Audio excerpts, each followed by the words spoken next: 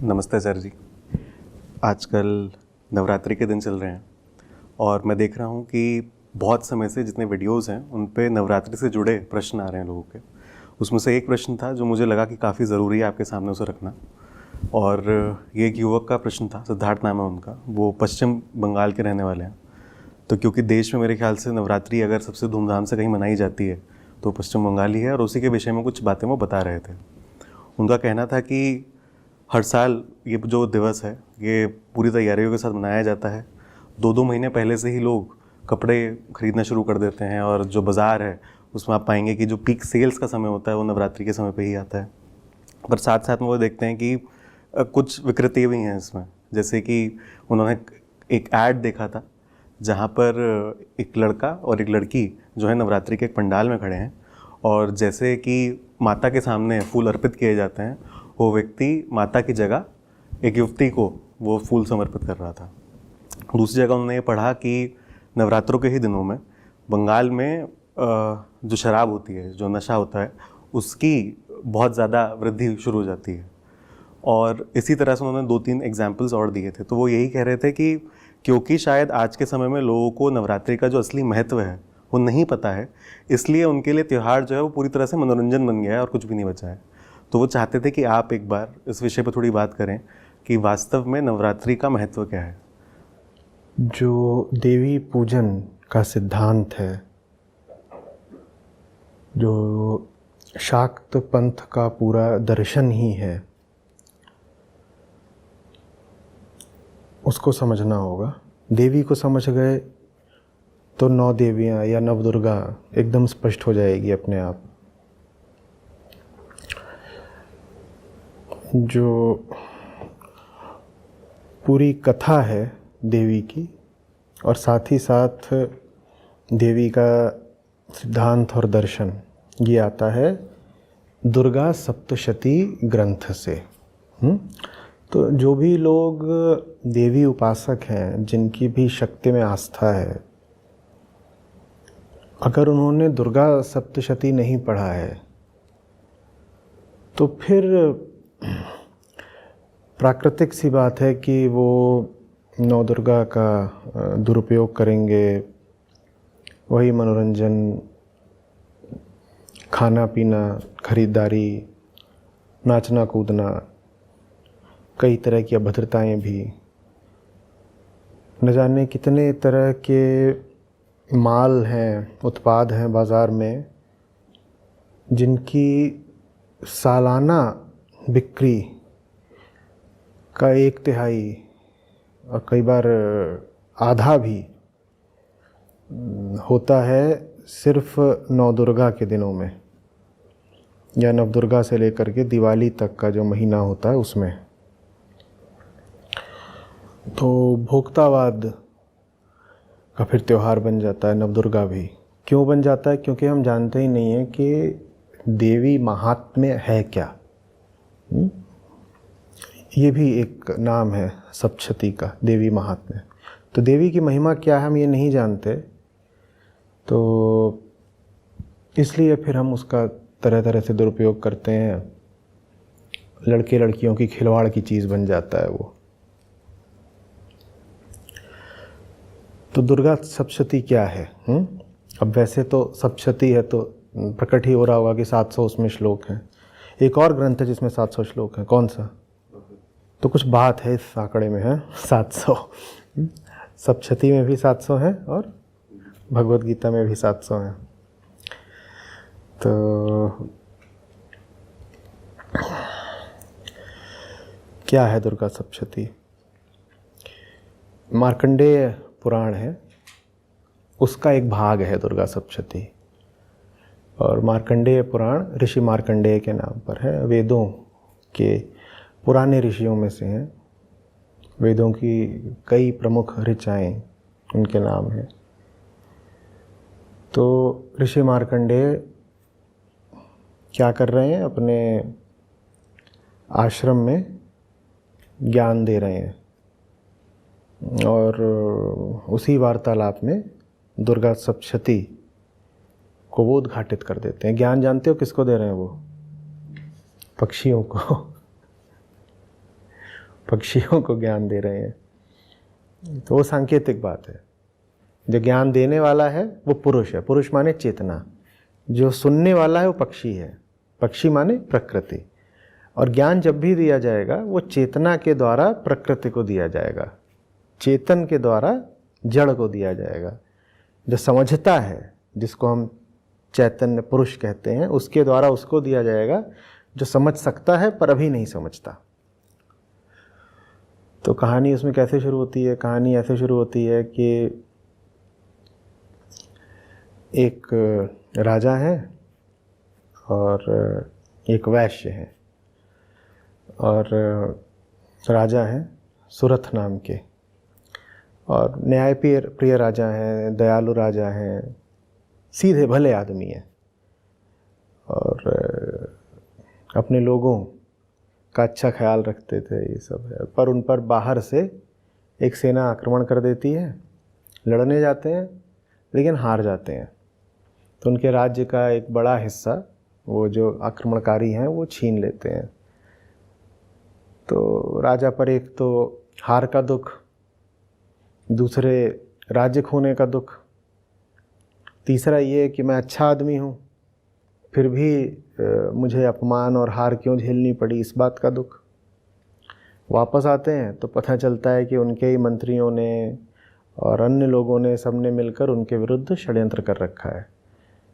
तो राजा का मन एकदम खिन्न हो जाता है, जिसे कहते हैं दिल का टूट जाना, क्षुब्ध हो जाते हैं जीवन से ही। और उन्हें दिखता है कुछ रखा नहीं है। जो बाहर वाले हैं वो तो छोड़ देते ही हैं, आके राज्य लूट ले गए। जो अपने लोग थे, जिनको अपना मानते थे, उन्होंने भी कोई कसर नहीं छोड़ी, उन्होंने भीतर ही साजिश करी। बाहर वालों ने बाहर से मारा, भीतर वालों ने भीतर से मारा। तो ये सब देखकर बड़े क्षुब्ध मन के साथ,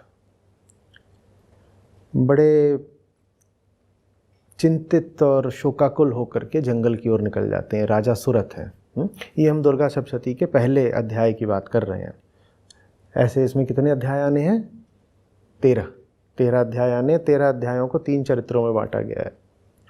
तो ये पहला ही अध्याय है, पहला चरित्र। तो ये जंगल की ओर निकल जाते हैं। वहीं जंगल में एक व्यापारी भी आए हुए हैं। व्यापारी कौन है? ये भी सज्जन व्यापारी थे। इन्होंने भी अपने घर कुटुंब, नात रिश्तेदार, भृत्यों, नौकर चाकर सबकी भी देखभाल करी थी पूरी। पर ये पाते हैं कि इनके लोग इनकी संपत्ति के लालच में इनके ही विरुद्ध हो गए हैं। और इन्हें व्यापार में घाटा हो गया तो घर वालों ने इनको बाहर निकाल दिया। जिन घर वालों को और दोस्त यारों को इन्होंने स्नेह के साथ पाला पोसा था, उन्होंने ही व्यापार में घाटा होने पर इनका अपमान करके इनको अलग कर दिया। तो ये भी बड़े आहत होकर के जंगल में आए हुए हैं। और इनका तो ऐसा था कि सोच रहे थे कि जंगल चले जाऊं, वहाँ कोई मुझे जंगली जानवर खा के ख़त्म ही कर दे, मैं जीना ही नहीं चाहता। ऐसा जीवन जी के क्या करूँगा जिसमें पहली बात तो व्यापार में घाटा हुआ, लेकिन उससे भी बड़ी बात यह कि जिनको अपना माना था उन्होंने ही बड़ी चोट दे दी। तो ये राजा और ये वैश्य हैं, दोनों खिन्न मना, दोनों ही जगत से हार और चोट खाए हुए घूम रहे हैं। तो जाते हैं वहाँ, इन्हें एक ऋषि का आश्रम दिखाई देता है जंगल में। तो ऋषि का आश्रम नहीं दिखाई देता अगर राजा राज्य में और वैश्य व्यापार में रह जाते। तो ऋषि का आश्रम अक्सर दिखाई तब देता है जब जगत से करारी चोट मिल चुकी होती है। तो वहाँ जाते हैं, देखते हैं कुछ अद्भुत सा। एक तो माहौल बड़ा शांतिपूर्ण है, दूसरे वहाँ सब नन्हे जानवर बैठे हुए हैं। और ऋषि अपने शिष्यों से बात कर रहे हैं और वो सब जानवर भी बैठे हुए हैं, वो भी अपना जैसे सुन रहे हों। और जानवर बैठे हैं छोटे, ये तो बात है, जानवर बैठे हैं, पक्षी वगैरह बैठे हैं। बड़ी बात ये है कि हिंसक पशु भी हैं जो उन जानवरों को नुकसान नहीं पहुंचा रहे वहाँ पर। भी जंगल में और कहीं कुछ करते होंगे, पर उस जगह पर ऋषि के आश्रम में बड़े हिंसक पशु भी वो छोटे जानवरों को नुकसान नहीं दे रहे। तो आश्चर्य होता है क्या, ये कैसे हो गया? प्रकृति का ये रूप भी हो सकता है। अभी मार्कंडेय ऋषि की बात कर रहे थे, वो पक्षियों से बात कर रहे थे, वहाँ भी प्रकृति का हमें एक रूप देखने को मिल रहा था जो सुनने को तैयार है। प्रकृति ही है जो जड़ है और प्रकृति ही है जो चेतन होने को भी तैयार है। तो पक्षियों से बात कर रहे हैं और यहाँ हम पा रहे हैं कि पशु पक्षी ही हैं जो अपना वहाँ पर आपस में सौहार्द से और सहकार से बैठे हुए हैं। ये क्यों पशुओं की बार बार क्यों बात हो रही है?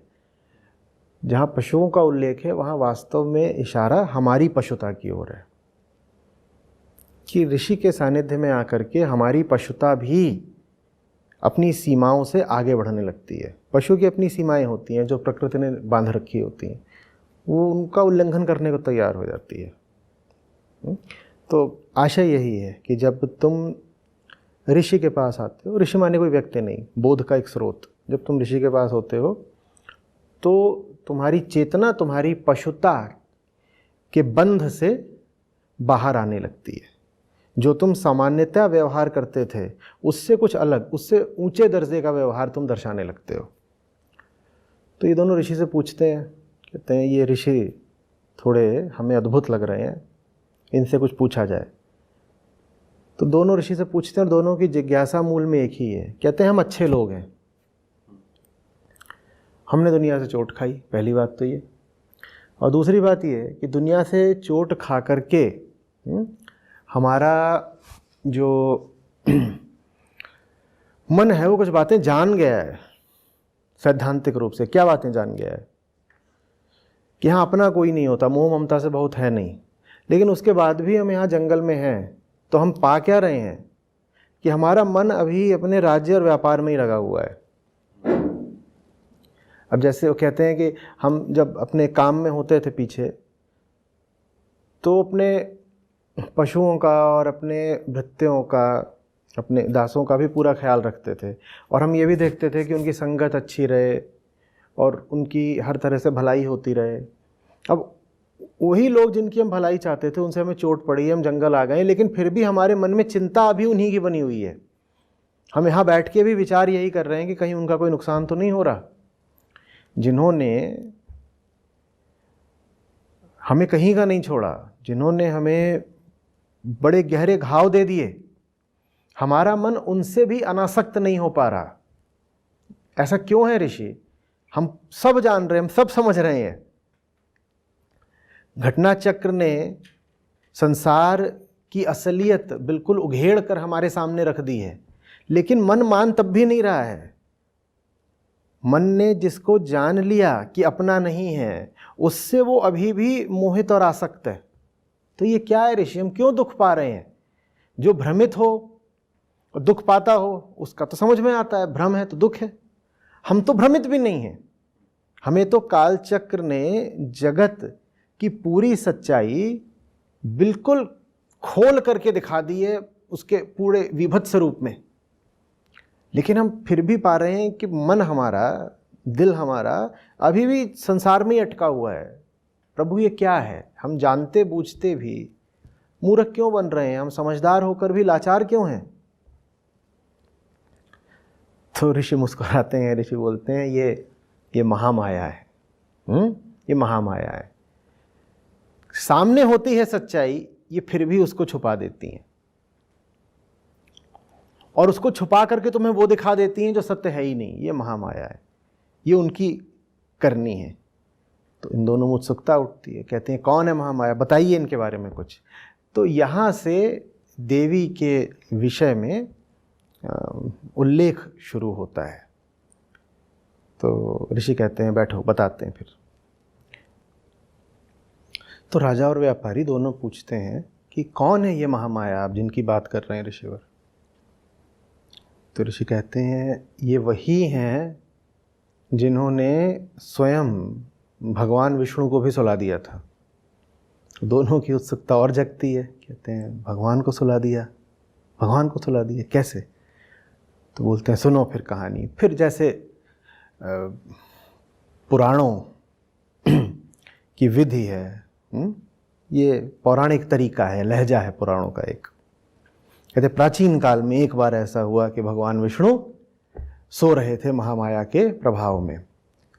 वो सो रहे थे और उनके कानों की मैल से मधुकैटभ नाम के 2 राक्षस पैदा हो गए। और ये दोनों राक्षस थे, ये पैदा हुए। उन्होंने कहा भगवान तो सो रहे हैं, तो उन्मत्त हो गए, दौड़े कि ब्रह्मा को मार देंगे और हम ही परमेश्वर बन जाएंगे। तो ब्रह्मा बड़े घबराए, बोले अब ये तो लीले लेते हैं। वो विष्णु के पास पहुंचे कि बचाओ भाई, ये क्या आपके ही शरीर से उत्पन्न 2 राक्षस मुझे मारने को तैयार हैं। विष्णु सो रहे हैं, उठने को तैयार नहीं। तो जिसने विष्णु को सुला दिया, सुलाने का मतलब समझते हो, जो ऊंचे से ऊंचा है उसको भी मदमत्त कर दे, जो उसको माया कहते हैं। जो ऊंचे से ऊंचा है उसको भी जो मद में डाल दे, नींद में डाल दे, बेहोशी में डाल दे, अचेत कर दे, उसको माया कहते। तो ब्रह्मा जी ने उन्हीं माया की स्तुति की। बोले हे देवी, आपको मैं उपमा भी क्या दूं, आपकी स्तुति क्या करूं और आपसे प्रार्थना क्या करूं। आप तो स्वयं विष्णु को वश में करे हुए हैं। तो कहते हैं देवी प्रसन्न हो गई। देवी प्रसन्न हो गई और विष्णु जी की आंखों से निकलकर प्रकट हो गई और विष्णु उठ बैठे। विष्णु उठ बैठे तो ब्रह्मा जी ने कहा कि बचाइए महाराज, वो मधुकैटभ पीछे। तो फिर विष्णु में, उन राक्षसों में फिर वही पौराणिक परंपरा, 5000 साल तक युद्ध हुआ। ये 5000 साल तक कहाँ लड़ाई चली, वो हारने को तैयार नहीं दोनों राक्षस। फिर माया का प्रभाव, माया ने उन दोनों राक्षसों को विष्णु पर प्रसन्न कर दिया। राक्षसों ने कहा ये विष्णु जो है ये बड़ा वीर है, हम 2 हैं, ये अकेला है, 5000 साल से हमारा मुकाबला कर रहा है, हार नहीं रहा है। तो दोनों विष्णु पर प्रसन्न हो गए। ये माया आपको आपके ही विनाश तक ले जाती है। तो दोनों कहते हैं विष्णु से, वीर मांगो, क्या वर मांगते हो, हम प्रसन्न हैं तुम पर। विष्णु बोले एक ही वर चाहिए, तुम दोनों मरो और मेरे ही हाथ से मरो। तो राक्षस दोनों क्या बोलते हैं, तथास्तु। और फिर दोनों का वध कर दिया विष्णु ने, राक्षसों के दिए हुए वरदान से। यही माया। तो ऐसे करके जो पहला अध्याय है, जो पहला चरित्र भी है दुर्गा सप्तशती का, वो समाप्त होता है। इसमें जो समझने वाली बात है वो जानना, जिस मद की, जिस निद्रा की बात हो रही है, जिसने स्वयं विष्णु को वशीभूत कर लिया था, वो हमें जन्म से मिली हुई है। इसीलिए उसे जन्मदात्री भी कहते हैं, इसीलिए उसे जगत जननी भी कहते हैं। हम अचेत ही पैदा होते हैं, हम निद्रा में ही पैदा होते हैं, हम बेहोश ही रहते हैं सदा। वो बेहोशी ही जन्म लेती है, वो बेहोशी जन्म ही नहीं लेती, कह सकते हो वही बेहोशी जन्म देती है। इसीलिए उसको कहते हैं महामाँ भी, वो महामाता भी है। लेकिन वही जो तुम्हें अपने चारों ओर दिखाई देता है अपनी बेहोशी में, अपने बंधनों के रूप में, वही तुम्हारी मुक्ति का भी कारण बन सकता है अगर तुम उसको जान लो, समझ लो। और ब्रह्मा जी ने यही करा। संकेतों को समझना होगा, नहीं तो हम मूल अर्थ से वंचित रह जाएंगे। ब्रह्मा जी ने यही करा। उन्होंने कहा कि आप तो इतनी अज्ञेय हैं कि आपकी तो स्तुति भी नहीं की जा सकती। और जिसने मान लिया कि ये जो रहस्य है ये बुद्धि से समझने का नहीं है, क्योंकि बुद्धि भी इसी रहस्य की गिरफ्त में है, तो बुद्धि से समझ कैसे लेगी। ये रहस्य तभी पता चलता है जब तुम इसका अवलोकन करो। जो बाहर चल रहा है जिसको रहस्य बोल रहे हो उसका भी, और वो जो बुद्धि भीतर बैठी है जो इस रहस्य को देख रही है उसका भी, दोनों को जब एक साथ देख लो तो तुम इससे मुक्त हो जाते हो। इसके बारे में बहुत धारणाएं बना के काम नहीं चले, क्योंकि धारणाएं भी उसी नशे का हिस्सा ही हैं। ठीक है, तो इसीलिए दुर्गा सप्तशती को मुक्तिदाता ग्रंथ कहते हैं। कोई पूछे कि इस ग्रंथ का उद्देश्य क्या है, हम कब मानेंगे कि ये सफल हो गई? जब तुम आओगे तीसरे चरित्र में तो तुम पाओगे देवी वरदान देती हैं मुक्ति का। जो उनसे मुक्ति मांगे, जिसने मुक्ति नहीं मांगी उसको नहीं देती, जिसने मुक्ति का वरदान मांगा देवी उसे मुक्ति का वरदान दे देती हैं, और वहीं पर जा कर के ये ग्रंथ समाप्त हो जाता है।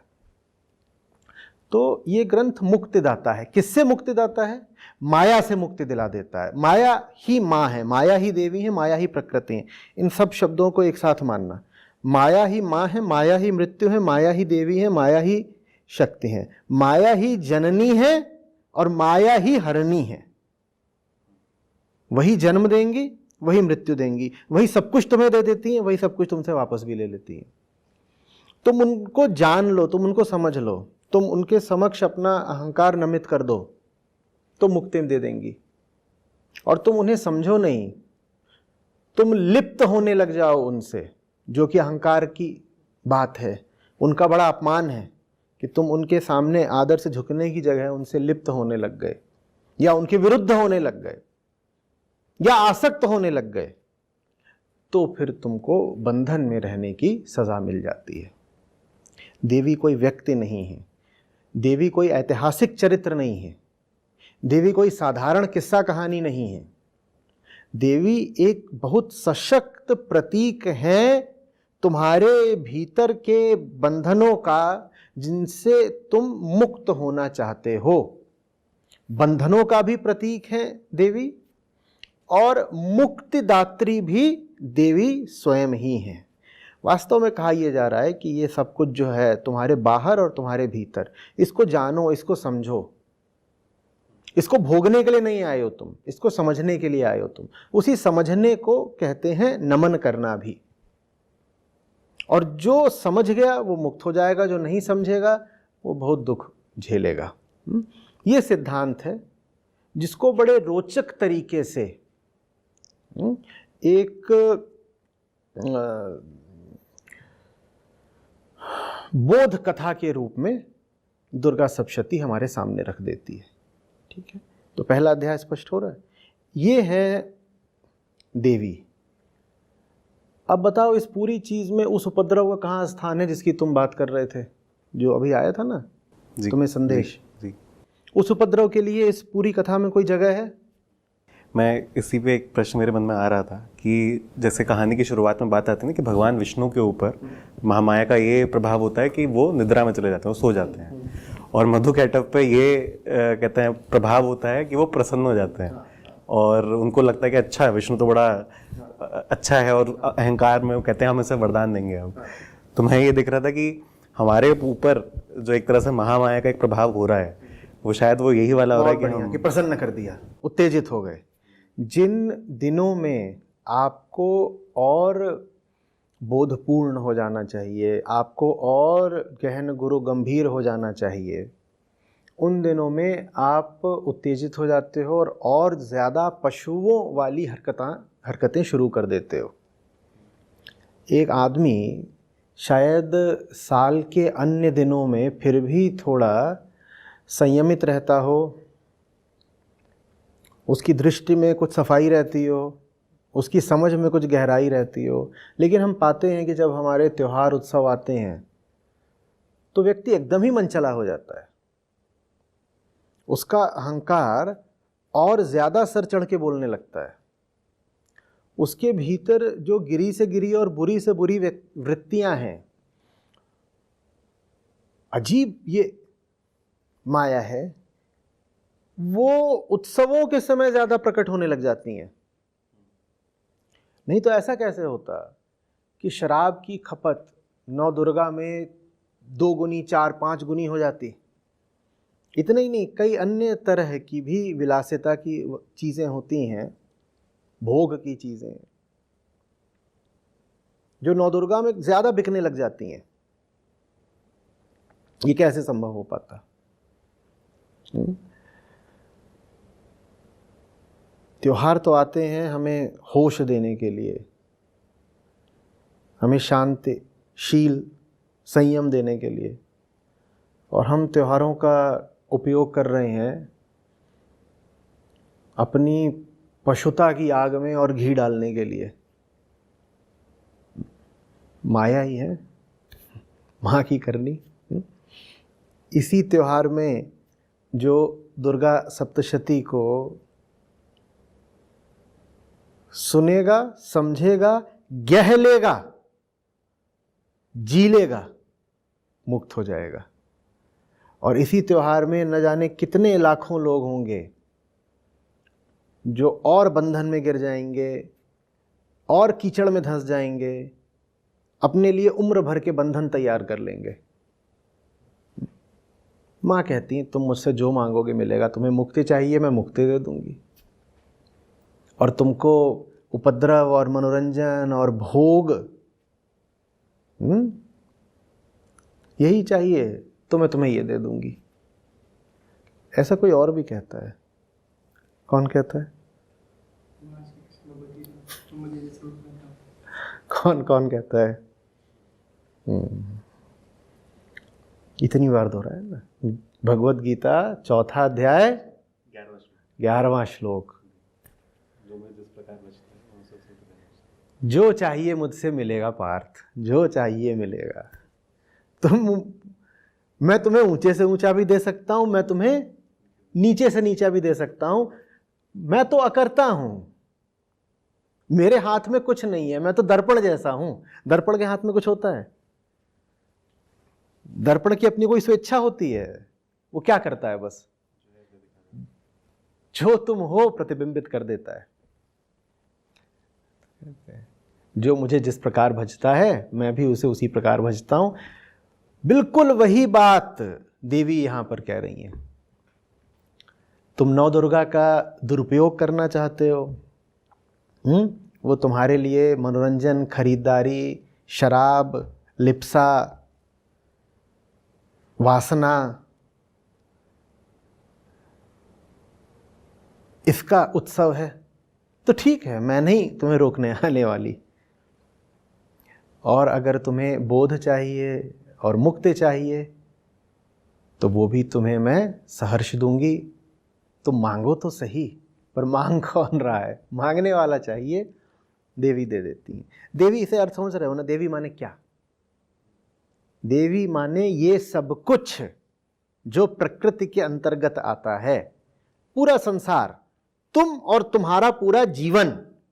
तो देवी तुम्हें जो मांगो वो दे देंगी। इससे आशय क्या हुआ? तुम्हें जीवन मिला है, तुम जो मांगोगे जीवन तुम्हें दे देगा। तुम सही मांगना सीखो। जीवन अगर तुम्हें दुखी कर रहा है, जीवन अगर तुम्हें बंधन में रखे हुए है, जीवन अगर तुम्हें सब उल्टी पुल्टी ही चीजें दे रहा है, जीवन को दोष देना है, इसका मतलब है तुमने यही मांगा है, यही मांगा है। तुम जो मांगोगे जीवन तुम्हें वही देगा। तुम एक बार साफ मन से सही मांग रख तो देखो कि मिलता है कि नहीं मिलता है। ये सीख है, ये समस्त अध्यात्म की सीख है। चाहे वो वैष्णव मार्ग से आए, चाहे वो शाक्त मार्ग से आए, मार्ग कोई भी हो, बात तो एक ही होगी ना, क्योंकि सत्य तो एक ही होता है। तो ये हुआ पहला अध्याय। इसमें मैं एक चीज़ और पूछ रहा था। अक्सर अध्यात्म में शमन दमन की बहुत बात की जाती है। हम कहते हैं एक तरह से कि हमारे अंदर जो एक तरह से प्रकृति है उसका हम शमन या दमन करते हैं। उसकी दूसरी ओर मैं यहाँ देख रहा हूँ कि यहाँ ऋषि हमें समझा रहे हैं कि उनके आगे नमित होना है, उनकी स्तुति करनी है। तो ये शायद एक थोड़ा अलग तरीका है। ये थोड़ा सा इसमें समझने की बात है। ज्ञान मार्ग तो सीधे ही कह देता है जानो, समझो, दूरी बनाकर रखो, है ना। जो शब्द होता है वो क्या होता है? विरक्ति, वैराग्य, डिटैचमेंट। वहां एकदम स्पष्ट हो जाता है कि जरा सी दूरी रखनी है, साक्षी बनना है। जो देवी मार्ग है उसमें कहते हैं नमित हो जाना है। ये भेद जो समझ लेगा कि नमित हो जाना और साक्षी हो जाना एक ही बात है, वो बहुत दूर तक जाएगा। मैं आपको ये बताना चाहता हूं कि ज्ञान और भक्ति अलग अलग नहीं है। साक्षी होना और भक्त हो जाना वास्तव में अलग अलग नहीं है। हाँ, ये ऊपरी तौर पर अलग प्रतीत हो सकते हैं, और अज्ञान में हमने इनको प्रदर्शित ऐसे कर दिया है, लोक परंपरा में इनको चित्रित और वर्णित ऐसे कर दिया है जैसे बहुत अलग अलग हों। ये अलग अलग है नहीं।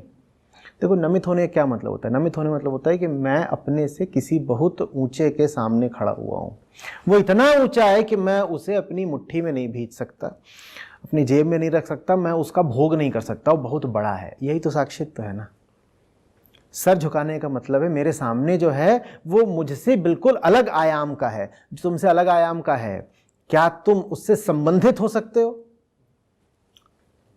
क्या तुम उससे आम प्रकार का कोई रिश्ता बना सकते हो?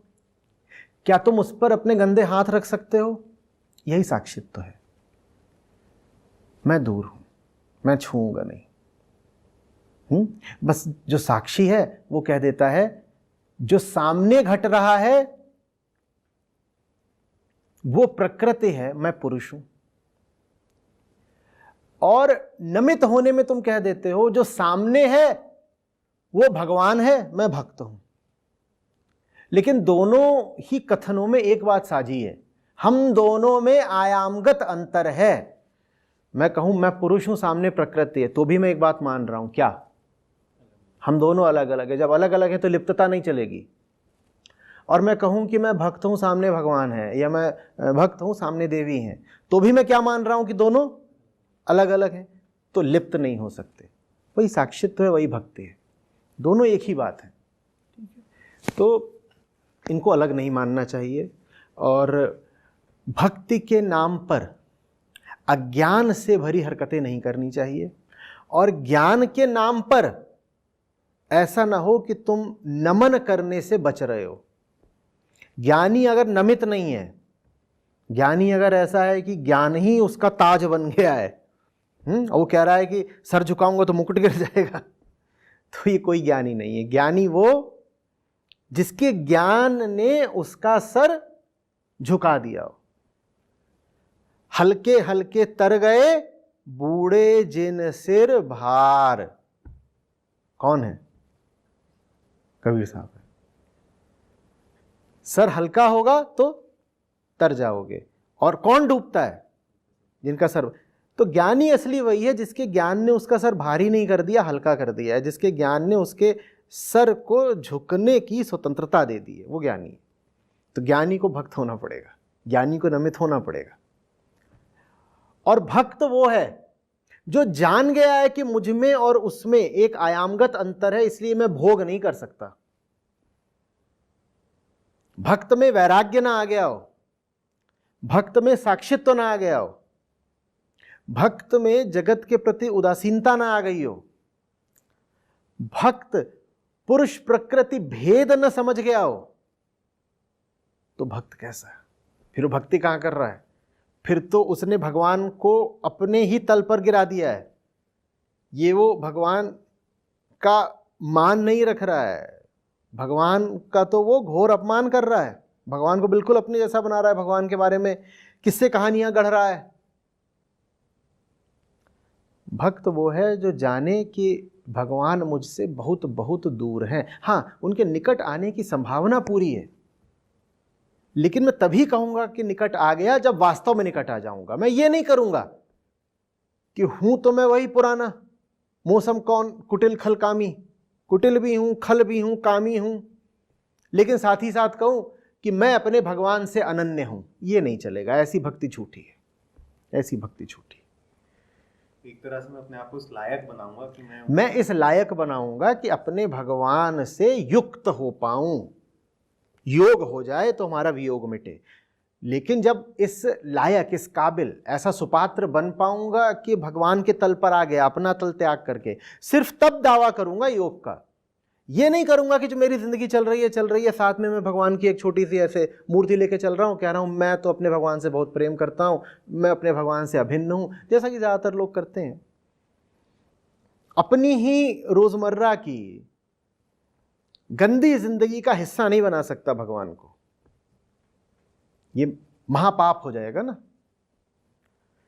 उनको अगर अपने जीवन का हिस्सा बनाना है तो मुझे पहले अपने जीवन को साफ करना पड़ेगा। मुझे अगर ईश्वर को अपने जीवन में उतारना है तो पहले उनके लायक एक आसन तैयार करना पड़ेगा, उसको साफ रखना पड़ेगा, तब माने खुद को बदलना पड़ेगा। और हम इन उत्सवों पर क्या पा रहे हैं? हम स्वयं को बदल नहीं रहे, हम दैवीय सत्ता को भी अपने ही पुराने अंधे, बेहोश और गंदे जीवन का हिस्सा बना ले रहे हैं। हमें चाट पकौड़ी खाने का शौक है, तो त्योहार आ गए, नवदुर्गा, दशहरा, दिवाली, हम क्या करेंगे? चाट पकौड़ी खाएंगे। त्योहार ने तुम्हें बदला है क्या? या तुम्हें तुम्हारी वृत्तियों में और लिप्त करने का मौका दे दिया? ये तुमने बदला है क्या स्वयं को? त्योहार इसलिए हैं ताकि तुम साल भर जैसे रहते हो उससे कुछ अलग होने की झलक पा पाओ। ये तुम्हें अलग कोई झलक मिल रही है, या जो तुम्हारे व्यक्तित्व का और जीवन का सबसे निचला हिस्सा है उसे ही और विस्तार मिल रहा है? मतलब एक तरह से अपने आप को माँ का भक्त बोलना एक तरह की उपलब्धि है। माँ का भक्त अपने आप को बोलने के लिए बहुत बड़ा आदमी चाहिए, बड़ी मेहनत करी हो, बड़ी पात्रता दिखाई हो, बड़ा मूल्य चुकाया हो, सिर्फ उसको अधिकार है कि कह पाए कि मैं भक्त हूं। मां का भक्त, कृष्ण का भक्त। जैसे स्वयं को ज्ञानी कहना आसान बात नहीं होनी चाहिए, वैसे ही स्वयं को भक्त कहना हल्की बात नहीं होनी चाहिए। ये नाच गा के, कूद फांद मचा करके, चाट पकौड़ी खा करके, रात रात भर वासना में लिप्त रहकर नवदुर्गा में और नशा करके तुम अपने आप को किस अधिकार से भक्त बता रहे हो भाई? ये 9 दिन तो बल्कि तुमने देवी के अपमान के दिन बना दिए। इस प्रकार के लोग जैसी नवदुर्गा मनाते हैं, इससे भला तो था कि ये न मनाते, ताकि नवदुर्गा का निर्मल निश्चल रूप कम से कम कुछ मुट्ठी भर चंद लोगों में साफ बचा तो रहता। अभी तो इन्होंने आम संस्कृति में ही पूरे पर्व को दूषित कर दिया।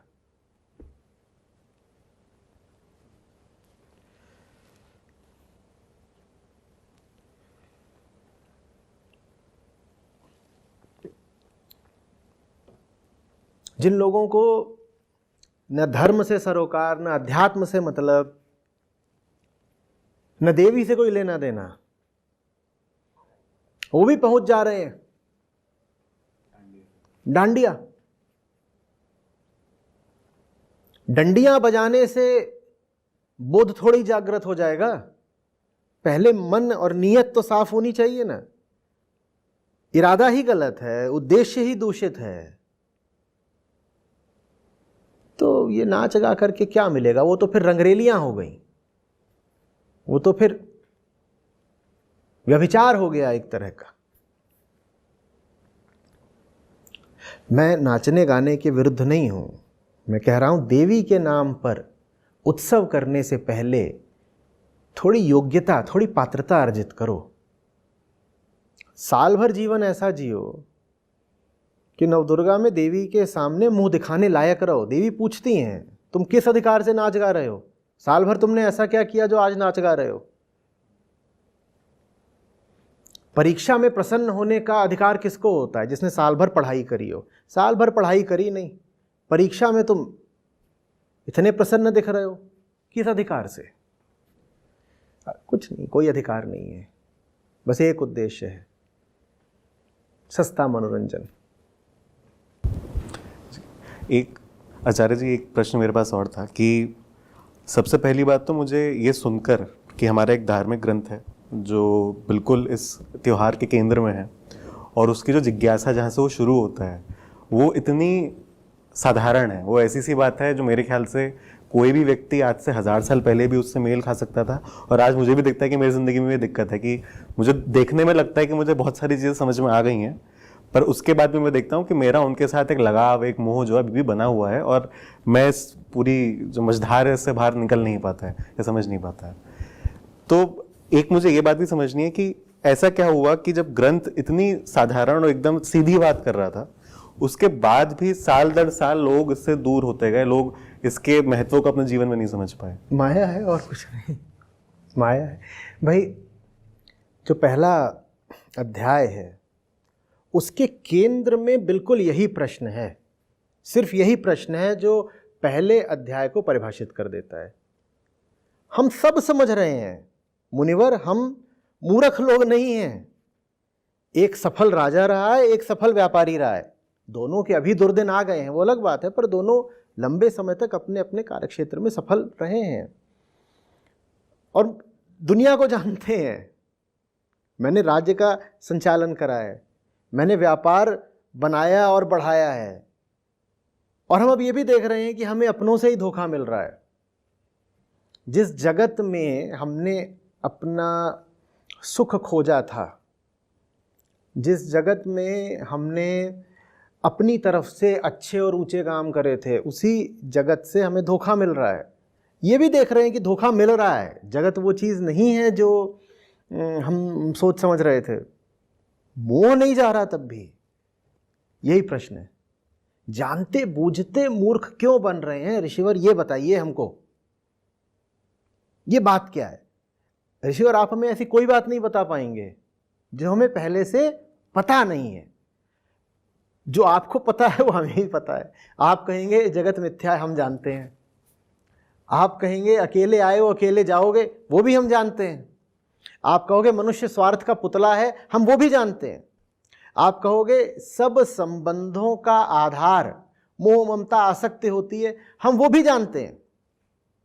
आप कहोगे कि मनुष्य की मूल वृत्ति पाशविक होती है, हम वो भी जानते हैं। आप कहोगे कि रिश्ते तभी तक चलते हैं जब तक उसमें परस्पर लाभ और लेन देन हो रहा हो, वो भी हम जानते हैं। आप हमें कुछ नया नहीं बता पाएंगे ऋषिवर। हम ये सब जानते हुए भी दुखी इतने क्यों हैं? वो कह रहे हैं मेरे वहाँ जो नौकर चाकर हैं और जो पशु भी हैं, मैं भटक यहाँ जंगल में रहा हूँ, मैं चाह रहा हूँ यहाँ के जानवर मुझे खा जाए, मैं मर जाऊँ, मैं इतना संतप्त हूँ भीतर से। लेकिन मैं अभी भी सोच रहा हूँ कि अरे मेरे उन पशुओं ने खाना खाया होगा कि नहीं। मेरे परिवार में कुछ छोटे थे मेरे स्वजन, और मैं उनको कुसंगति से बहुत बचा कर रखता था। मैंने उनको पाला है, पोसा है, बड़ा किया है, फिर उन्होंने मेरी ही पीठ में छुरा घोंपा है। लेकिन मैं जंगल में भटक के भी यही सोच रहा हूं, अरे कहीं उनका कुछ बुरा तो नहीं हो जाएगा। माया तू न गई मेरे मन से। ये मोह के धागे क्यों इतने उलझे हुए हैं? मैं सब जानते बूझते भी मुक्त क्यों नहीं हो पा रहा? ये प्रश्न मैं समझता हूं हर उस व्यक्ति का है जो थोड़ा भी जगत को जान पाया है, जिसका नशा थोड़ा भी टूट रहा है, नींद थोड़ी भी खुल रही है। उसको यही सवाल आता है, कुछ भी ऐसा है क्या जो पता नहीं है? उसके बाद भी मेरी ऐसी दुर्दशा क्यों है? ये पहले अध्याय का केंद्रीय प्रश्न है।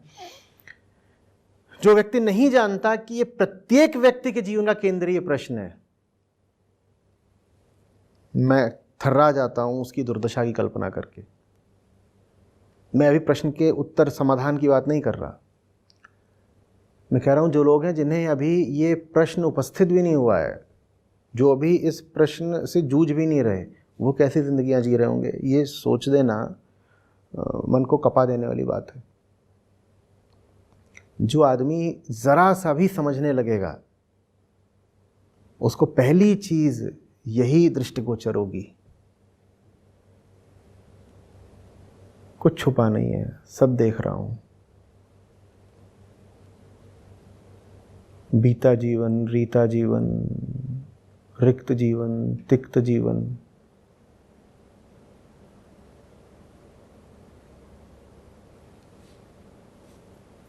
फिर भी उलझा हुआ हूं। कौन सा ग्रंथ है जो मुझे नई बात बताएगा? कौन सा गुरु है और वो मुझे क्या समझाएगा? होशमंद हूं,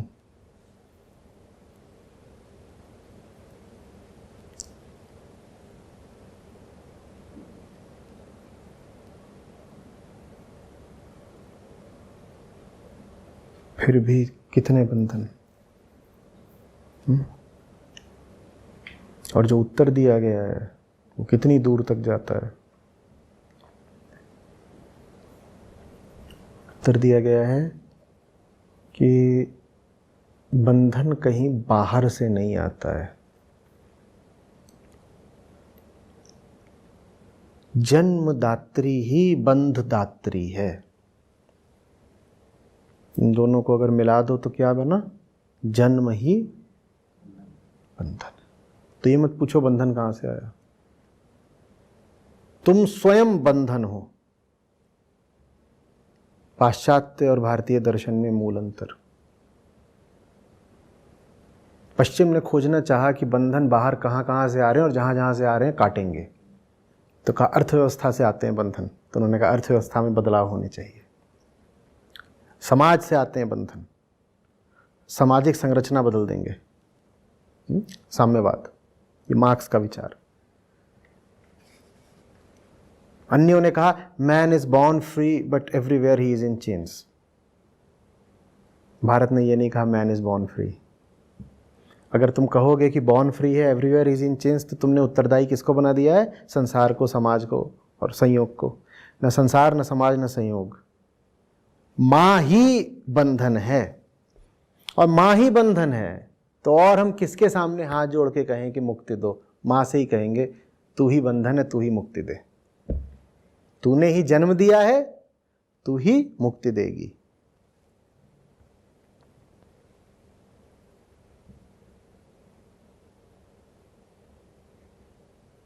अंतर क्या आता है जब तुम जानने लग जाते हो कि बंधन तुम्हारे बाहर नहीं है, भीतर ही है? अंतर ये आता है कि तुम अपना पक्ष लेना छोड़ देते हो। जब तक ये कहोगे बंधन बाहर है, तो उंगली कहीं बाहर को इशारा करेगी, आंख कहीं बाहर ही ढूंढेगी दोषी को। और जैसे ही जान जाते हो कि एक एक कोशिका में तुम्हारा दोषी निवास कर रहा है, दोष कहाँ है? प्रत्येक कोश में दोष है। तो फिर तुम किसी और को जवाबदेह मानना बंद कर देते हो। फिर दृष्टि भीतर को मुड़ती है। यही समस्त अध्यात्म का लक्ष्य है। तुम जान जाते हो कि तुम्हारे ही जो भाव हैं, तुम्हारे ही सब विचार हैं, तुम्हारे ही जितने उद्देश्य हैं, उन्हीं में तुम्हारा बंधन छुपा है। उन्हीं का पुनर्वलोकन करो, अपने आप को ही जांचो परखो, वहीं से मुक्ति मिलेगी। दुनिया को दोष देना भी छोड़ो और दुनिया में मुक्ति को तलाशना भी छोड़ो। दुनिया में नहीं मिलनी है। दुनिया ना अच्छी है ना बुरी है। दुनिया तो तुम्हारा ही प्रतिबिंब है। दुनिया अगर तुम्हें दुख दे रही है तो इसलिए क्योंकि तुम भीतर अपने दुख को समेटे संभाले हुए हो। ये पहले अध्याय का मर्म है। इस बात को नहीं समझा और बस कहानी रट कर रह गए तो भी चूक जाएंगे। ये मैंने अपने घर पे भी होते देखा और मैंने बहुत जगहों पर देखा है कि इस तरह की जो पौराणिक कहानियाँ होती हैं, लोगों को ये पता होती हैं और लोग उनको हर साल दोहराते रहते हैं और उनके जब वो खुद पढ़ भी रहते हैं, जैसे आपने शुरुआत में इस बात को कहा भी कि मार्कंडेय ऋषि हैं और वो अपने कहते हैं आश्रम में पक्षियों को शिक्षा दे रहे हैं और उनको सिखाते सिखाते वो फिर एक और कहानी सुनाते हैं जिसमें मेधा मुनि है और वो वहाँ पर सारे जंगल के जानवरों से बात कर रहे हैं और जो हिंसक जानवर भी हैं वो भी वहाँ पे बड़ी सभ्यता से बैठे हैं और सुन रहे हैं बात को। अब अक्सर हमारे मन में एक बात सी बन गई है कि पौराणिक कहानी तो ऐसी ही होती हैं, हम उनको परी कथा जैसा समझने लग जाते हैं। हम उनके जो केंद्र में एक बात समझना पड़ेगा। देखो पुराण क्या है।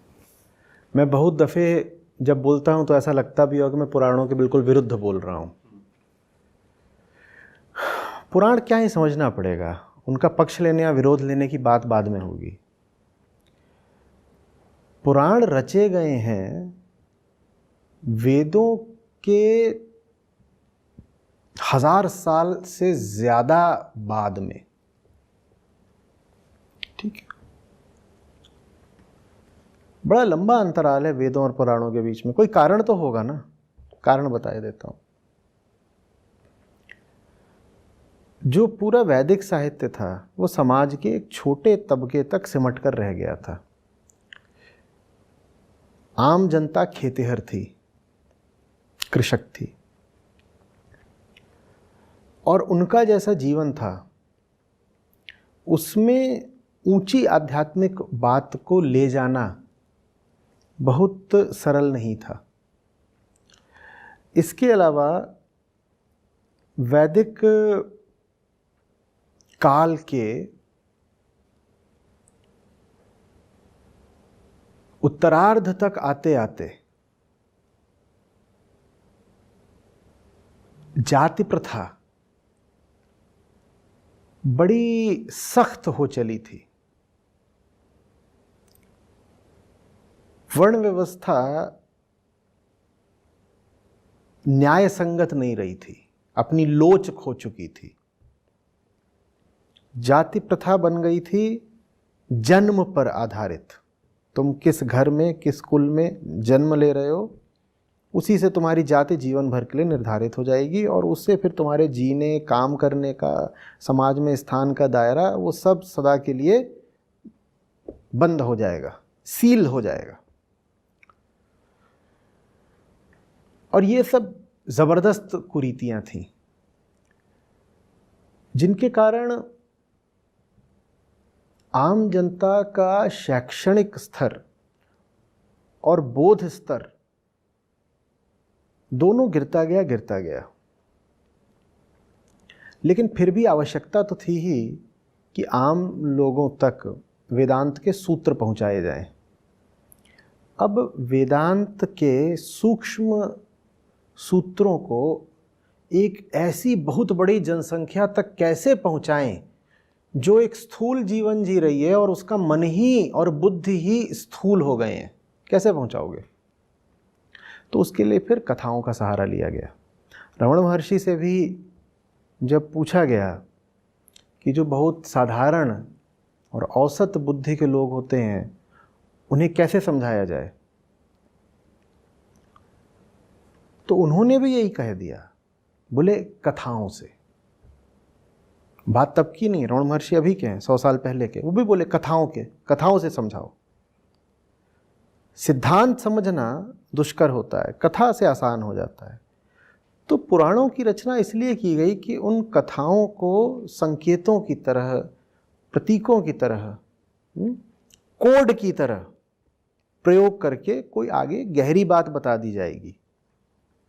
अब जैसे पंचतंत्र है, जानते हो पंचतंत्र की रचना ही क्यों हुई थी? पंचतंत्र पुराण नहीं है, मैं उदाहरण के तौर पे कुछ बोलना चाहता हूँ। पंचतंत्र की रचना क्यों हुई थी? क्योंकि राजा के 3 बेटे और राजा ने पूरी कोशिश कर ली, उन्हें कुछ समझ में नहीं आता था, और बिल्कुल निरे मूर्ख। तो राजा उनको लेकर के गए इन पंडित जी के पास, बोले इनको राज्य संभालना है पर इनकी तो कुछ बुद्धि ही नहीं चल रही है, न इनमें शास्त्र बुद्धि है न व्यवहार बुद्धि है, क्या करें? तो क्या करा फिर विष्णु शर्मा ने? उन्होंने कहा मैं इनको जानवरों की कहानियों के माध्यम से राजकाज में दीक्षित कर दूंगा, इनमें व्यवहार बुद्धि में जागृत कर दूंगा, इनको नीति का उपदेश दे दूंगा मैं पशुओं को माध्यम बना करके।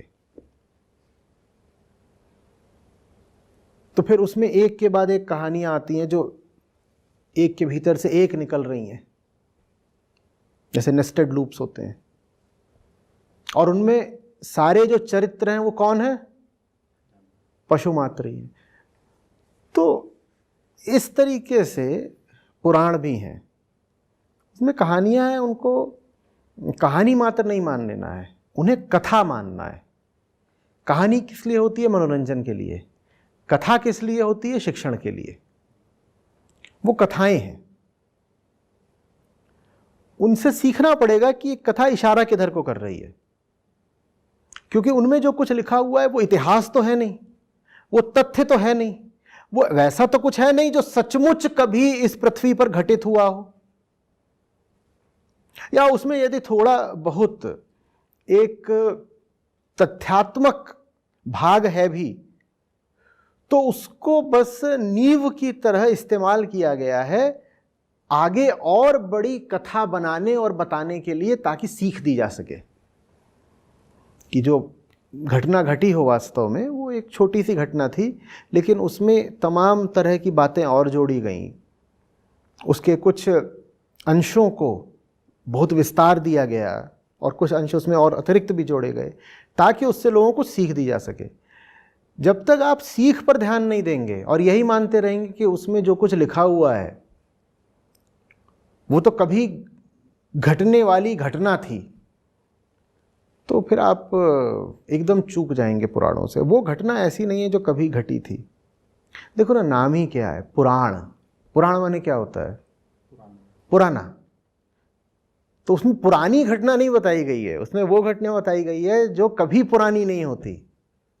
माने वो घटना लगातार घट रही है। तो तुम ऐसे कैसे कह सकते हो कि वो इतिहास में कभी घटी थी? प्राचीन समय में एक बार ऐसा हुआ कि वायु मार्ग से यात्रा करते हुए फलाने देवता ने फलाने ऋषि को देखा। ये घटना पौराणिक है, माने बहुत पुरानी है। पुरानी है माने प्राकृतिक है, माने हमारी देह में बसी हुई है, माने आज भी घटित हो रही है। पौराणिक घटना वो है जो तब नहीं घटी, आज घट रही है। और जो ये नहीं देख पाए कि वो जो पुराण में कथा है वो आज आपके जीवन में कैसे घटित हो रही है, वो पुराणों से बिल्कुल चूक जाएगा। इसीलिए भारत पुराणों से न सिर्फ चूका है, बल्कि पुराणों से उसने बहुत चोट खाई है। ज़्यादातर लोगों के काम नहीं आ रहे पुराण, ज़्यादातर लोगों का तो नुकसान हुआ है पुराणों से, क्योंकि वो उन कहानियों को धर्म समझ बैठे हैं। उन्होंने कथाओं से मर्म नहीं निकाला, उन्होंने कहानी को धर्म बना लिया। ये कितनी दो अलग अलग बातें, समझ रहे हो? कथा से मर्म छान लेना एक बात है, कथा से मर्म छान लेना एक बात है, और कहानी को ही धर्म बना लेना बिल्कुल दूसरी बात हो गई ना। भारत ने यही करा है, भारत ने मर्म नहीं पकड़ा, उसने कहानी को धर्म बना लिया। तो संतों ने कहा है कि ज़्यादातर लोग जो होते हैं ना वो छलनी की तरह होते हैं। छलनी जानते हो ना? हाँ, छलनी। कह रहे उसमें आटा डालो और आटे में कुछ हल्के फुल्के छोटे मोटे काकड़ पाथर हैं, तो जो कंकड़ पत्थर होते हैं वो उसको ही पकड़ लेते हैं। छलनी, जैसे छलनी किसको पकड़ लेती है? आटा उसमें से पूरा छन जाएगा। अब छलनी पकड़ किसको रखेगी? कंकड़ को। बोले ज़्यादातर लोगों के मन ऐसे ही होते हैं। उन्हें तुम ऊंची से ऊंची चीज़ भी दे दो, उस ऊंची चीज़ में जो असार है, जिसका कोई मूल्य नहीं है, वो उसको पकड़ लेते हैं, और जो असली बात है उसको वो गंवा देते हैं। वो तो निकल गई उनसे, उसको वो नहीं पकड़ पाए। आटा निकल गया, उन्होंने वो पत्थरी पकड़ ली। ऐसे होते हैं ज़्यादातर लोग। हमने पुराणों के साथ यही किया है। मतलब मुझे वैसे शायद ये बात कहनी नहीं चाहिए, पर मुझे भी याद आ रही है कि शायद दूसरे चरित्र में एक जगह इस चीज़ का भी वृतांत है कि देवी ने मदिरा पान किया। हाँ, और फिर असुरों का संहार किया। ठीक। तो लोगों ने मदिरा पान तो पकड़ लिया। हाँ। मदिरा पान क्या है? मदिरा पान क्या है ये अब हम जब दूसरे अध्याय पे बात करेंगे तो समझेंगे। मदिरा पान वो मदिरा नहीं है उसमें जो दुकानों पर बिकती है। देवी जिस मदिरा की बात कर रही हैं, साफ साफ श्लोक है जो बता रहा है कि वो कौन सी मदिरा है। और श्लोक ये भी बता रहा है कि देवी जिस मांस को खा रही है वो कौन सा मांस है। ये बात हम अगले अध्याय में करेंगे। जो दुराचारी है उसका रक्त मदिरा है, जो दुराचारी है उसका मांस भक्ष्य है। तो साधारण शराब नशा जो कर देती है उसको नहीं पी रही है देवी, और न ही वो नन्हे कमजोर बेजुबान जानवरों को मारकर मांस खा रही हैं। जो नालायक सब दैत्य राक्षस अधर्मी घूम रहे हैं उनको वो लीले ले रही हैं, उनका भक्षण कर रही हैं। तो उस मदिरा और उस मांस की बात हो रही है। ये सब बातें हम अब आगे करेंगे जब दूसरे अध्याय पर आएंगे। अभी आज इतना पर्याप्त है। चलो।